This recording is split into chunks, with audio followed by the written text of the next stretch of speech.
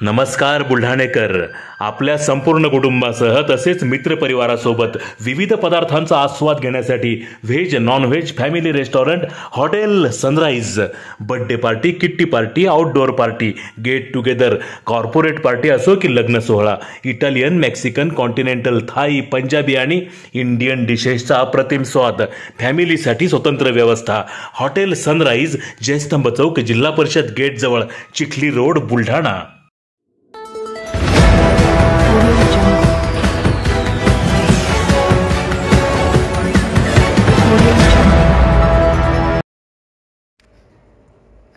देऊळघाट येथे 2 गटात राडा, गावात अतिरिक्त पोलीस दल तैनात. भाजपचे युवा नेते नंदू लवंगेसह 6 जणांवर जिल्हा रुग्णालयात उपचार सुरू. बुलढाणा तालुक्यातील देऊळघाट येथे आज 17 एप्रिल रोजी सकाळी 9 वाजण्याच्या सुमारास क्षुल्लक कारणावरून 2 गटात राडा होऊन 2 ते 3 ठिकाणी मारहाण झाल्याच्या घटना घडल्या आहेत.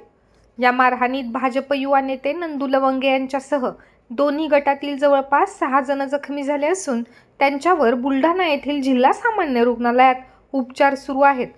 गावात तणावपूर्ण शांतता असून मोठा पोलीस बंदोबस्त तैनात करण्यात आल्याची माहिती बुलढाणा ग्रामीणचे ठाणेदार गजानन कांबळे यांनी दिली आहे. याबाबत प्राप्त माहिती अशी की काल देऊळघाट येथील वरात जालना जिल्ह्यातील गोद्री येथे गेली होती. या ठिकाणी वरातीत नाचण्याच्या कारणावरून देऊळघाट येथील तरुणात वाद झाला होता.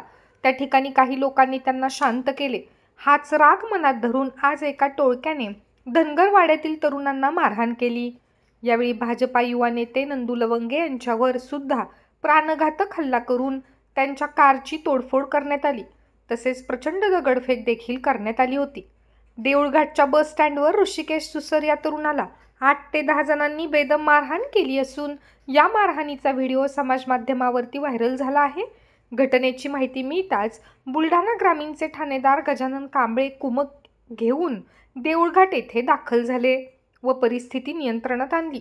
तसेच अतिरिक्त पोलीस दल गावात तैनात करण्यात आला आहे.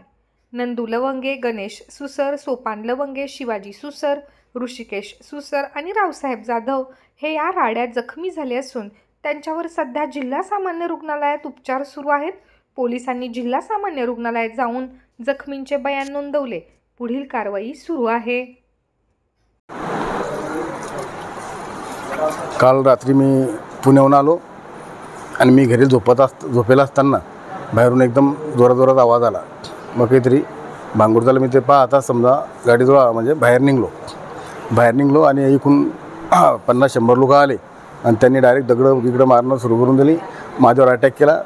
माझी गाडी फोडली आणि माझ्या गाडीतून 2 लाख रुपये घेऊन पण गेले. कोण लोक होते? गावातलेच होते, पाटील मोहल्ल्यातले 50 वाद कशामुळे झाला? मला काहीच कल्पना नाही. मी डायरेक्ट घरातून बाहेर गेलो. ते लाईन गाड्यात त्यांनी पैसे ठेवताना पाहिलं होतं वाटतं कोणतरी. मग ते निमित्तच झालं जाईल काहीतरी. ते तिकडून आले पोरं चल आमच्या इकडे त्या गल्लीतली पोरं होते की 10-12 जण. तिकडून आले 50-100 जण. डायरेक्ट दगडं मारत विटा मारल्या, काही कुऱ्हाडी सरवटे हातात त्यांच्या. हे पोर इकडे पळत सुटली. मी आलो बाहेर, मलाही मारलं, गाडी फोडली, पैसे घेऊन फरार झाले. जखमी किती आहे? 5 जणांना लागला आमच्या पोराला. आता तुम्हाला सोपामा भाऊ जे ते बी घरीच होता ना, तो बाहेर आला. ते बाकीचं गणेश भूती जरा आता ते बी बाहेर आले. म्हणजे ती कोणी बारीक पोरायच्या किती बांगडी होत्या. पोलीस आली होती? हां, पोलीस आली? नाही.